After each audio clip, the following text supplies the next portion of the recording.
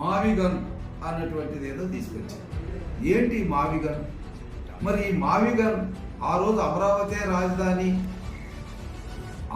రాజధానిగా 34,000 ఎకరాలు అమ్మాలి అని ఘంటాపథంగా చెప్పినటువంటి జగన్మోహన్ రెడ్డికి ఆ రోజు మావిగన్ కనబడలేదా? పోనీ తాను ముఖ్యమంత్రి అయిన తర్వాత మరి 3 ముక్కలాట ఆడే బదులు ఆ రోజు మావిగన్ అని చెప్పచ్చు. మచిలీపట్నము, విజయవాడ, గుంటూరు కలిపి చేద్దామనే మాట ఎందుకు మాట్లాడలేదు? ఆయన చేతుల అధికారం ఉంది. సో ఆ రోజు అది మాట్లాడలేదు. 3 ముక్కలు ఆడాడు, 3 ప్రాంతాలు అన్నాడు. ముఖ్యమంత్రి ఎక్కడుంటే అక్కడే రాజధాని అన్నాడు. మరి ఆ రోజు ఆ రకంగా మాట్లాడి ఈరోజు మళ్ళీ కొత్త పదాలు తీసుకురావడం ప్రజలు ఎవరు హర్షించారు? పూటకు ఒక మాట మాట్లాడే వ్యక్తుల్ని ప్రజాస్వామ్యంలో గౌరవించరు, ఆదరించరు అన్నది తేటతెల్లమైంది.